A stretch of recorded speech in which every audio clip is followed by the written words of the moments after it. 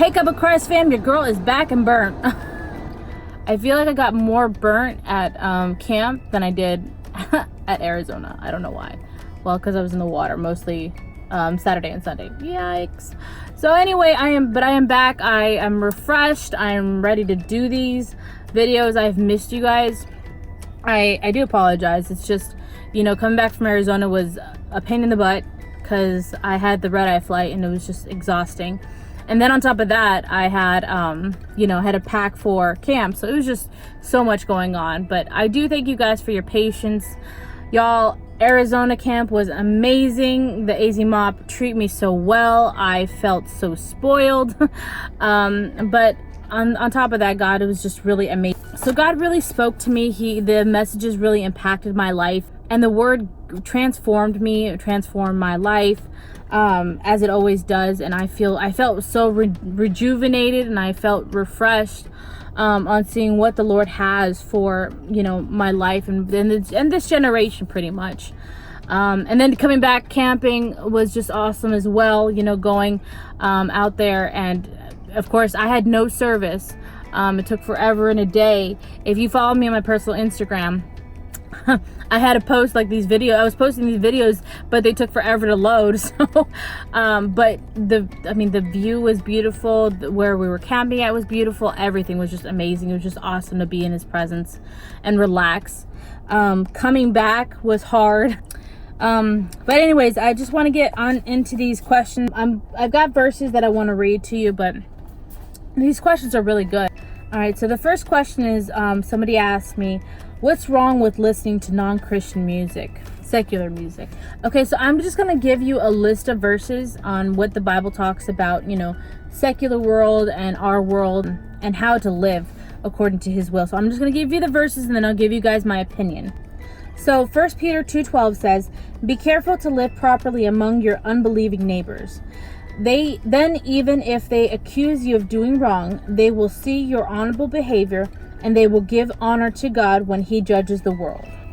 The second verse is in Romans 12:2. This says, don't copy the behavior and customs of this world, but let God transform you into a new person by changing the way you think. Then you will learn to know God's will for you, which is good and pleasing and perfect. The third verse is 1 Corinthians 6:12. It says, you say, I am allowed to do anything, but not everything is good for you. And even though I am allowed to do anything, I must not become a slave to anything. And then the fourth verse is Ephesians 5:10. It says, carefully determine what pleases the Lord. Take no part in the worthless deeds of evil and darkness. Instead, expose them. And the last one is another common one that we all know. Philippians 4:8-9. And now, dear brothers and sisters, one final thing. Fix your thoughts on what is true and honorable and right and pure and lovely and admirable. Think about things that are excellent and worthy of praise. Keep putting into practice all you learned and received from me, everything you heard from me and saw me doing. Then the God of peace will be with you. So this is just my opinion. I love music. I have been a music fanatic since I was little, especially when I got into band. Band was what brought me into all types of music genre. And in my opinion, I don't think there's nothing, in my opinion, I don't think there's nothing wrong with listening to secular music. It depends though on what you're listening to. For example, I love Frank Sinatra. I love Dean Martin. I love all the oldies, those lovey-dovey songs, Elvis Presley, you know, Can't Help Falling in Love with You. Oh my God. I love all those oldie, those romantic music songs. I like a little bit of swing music, and classical music is also a favorite of mine. What I did notice though is when I started listening to a lot of secular music constantly, my spiritual life wasn't that great. At the moment, the times that I would listen to a lot of secular music and I would not listen to any kind of praise or worship music, it was just secular. It was definitely hard for me to get any kind of prayer. And it's moderation. From that, I'm trying to start listening more to just worship music. Guys, coming back from Arizona, I got a lot more worship music, and whew, I was actually at my cubicle and I was crying my eyes out. Y'all already know Wait on the Lord is like it's the best song ever. So if y'all came from NAYC, you know what I'm talking about. Anyway, so that's my take on Christian music, honestly. Or non-Christian music, I'm sorry. Definitely you might want to examine the music that you're listening to, but if you see that it's not edifying your spiritual life, if you start getting distracted and you're not focusing on the Lord that much, you might want to cut down on listening to that music and start listening to the worship music, praise, everything that will edify your spirit. That's really what it comes down to. But I'm not going to sit here and tell you what you can and cannot listen to. That's a discernment that you are going to have to discuss with the Lord and talk with him about what you should or should not listen to. So that's just my opinion though. Okay. All right. So next question. If I doubt God, does that make me a bad Christian? And does that make me not good enough? Y'all, I applaud you, whoever asked this question. That is a good question, and that is very courageous of you to ask, because I feel like this generation, I feel like we're setting the bar high, really high for us. We're setting the bar so high that we can't reach it. Guys, we are not perfect Christians. I'm going to say that again. We are not perfect Christians. You are never, the only way you're going to be perfect is once you get into heaven. Guys, we have to stop. We have to stop demanding so much for ourselves. I mean, and I'm not saying, yes, you want to improve yourself. You want to be better. You want to be better for the Lord. Of course, definitely. But it's like when we fail, when we make a mistake, oh my gosh, I'm such a horrible Christian. I can't tell you the number of times I doubt God. I still doubt God. I mean, look, I even wrote down an example of people doubting in the Bible on Matthew 28:17. Well, it starts in 17. It says, the 11 disciples left for Galilee, going to the mountains where Jesus had told them to go. When they saw him, they worshiped him, but some of them doubted. Okay, I'm going to stop right there. Some of them doubted.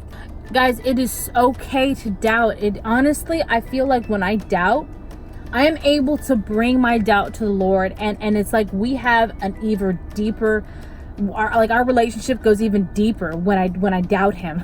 I know that sounds weird, but it's like because I doubt him, I bring my doubt to the Lord. Now, that's another thing. Don't hold on to your doubt and don't push it down and try to ignore it. Honestly, if you do that, your relationship will tear from the Lord. No. You got, when you have doubt, bring it to the Lord and just talk to him about it. I feel like when I do that, God confirms a lot more to me. He reveals a lot more of himself to me, and I feel closer to him. If that makes any sense, I don't even know if that makes sense. Like me doubting him, the more I doubt him, the more stronger our relationship comes. Because he tends to prove himself. He tends to reveal more of himself, and he just tends to show up and he doesn't get mad. And that's the beautiful thing about it. He doesn't get mad at me for doubting him. He doesn't get angry. I'm like, you're supposed to know. You're a PK. You should know the Bible. You should know my word. You should know that I'm never going to leave you. No, he doesn't do that. He reminds me. And he's just so patient and calm with me. And that's what I love about him, is that when I do doubt him, when I do confess to him, like, God, I'm really doubting you, I feel like he just shows up and he says, I got you. Don't worry about it. I'm going to show you what I'm doing in your life. And he reveals things to me, and I feel so much closer to him. So guys, it's okay to doubt. Just make sure that your doubt does not drive you away from the Lord. When you start doubting, you bring it to the Lord, you bring it at his feet and say, okay, Lord, this is what's going on. I need your help, But honestly, that's a beautiful question. Whoever asked that question, you were very brave. You were very brave, and I'm so proud of you for admitting that you doubt, and it's okay. You are a good Christian as long as you strive every single day to be better for the Lord. Your goal should be to be better than you were yesterday, So, and it's a daily thing. It's not going to happen right away. You're not going to be this perfect Christian. You wake up one day and you're like, okay, I'm perfect. No, you're not. It is a everyday thing. You got to work at your relationship with the Lord. So, but I am proud of you for admitting that. That was so awesome. Okay.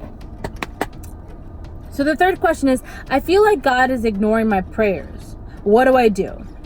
Okay, first off, God does not ignore prayers, and I think we get his silence or his not answering right away as ignoring prayers. He does answer the prayers, he just doesn't answer it at your time. I think it's so funny, and because I fall into this category. We sing that song, "Wait on the Lord," and yes, Lord, I will wait on you, and I know you're gonna answer my prayers. Clock's ticking though, so better answer my prayer, but you gotta answer it like now.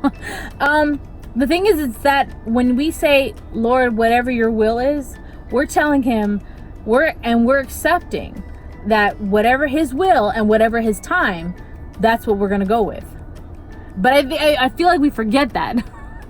Well, hello. Okay, so I was recording the last question, and my phone fell.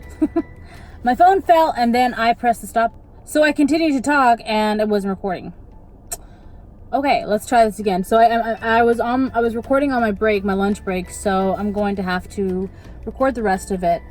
So I think the last part I remember was talking about his will and our will. So I wanted to read what I had found online, and it said, if we pray for something and it doesn't happen according to our desires and our timeline, calling it an unanswered prayer is an insult to God.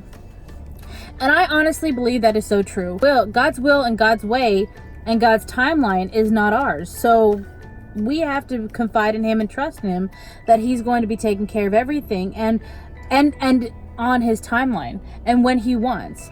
I wanted to read some verses also to kind of help in a way and encourage you, because I know it's hard. I'm trying not to sound like I'm not impatient and I always wait on the Lord and blah. I do not.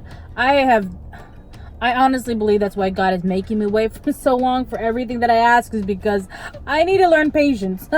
So the first verse that I wanted to read to you, this first one says, it's in Isaiah 40:31. It says, but those who trust in the Lord will find new strength. They will soar high on wings like eagles.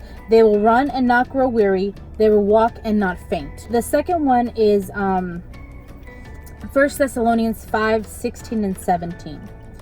It says, always be joyful. Never stop praying. Yeah. Always be joyful. Never stop praying. Okay? Okay. All right. And the last one, we all know this one. So the last verse is Philippians 4:6, and this pretty much just explains it all. Don't worry about anything. Instead, pray about everything. Tell God what you need and thank him for all he has done.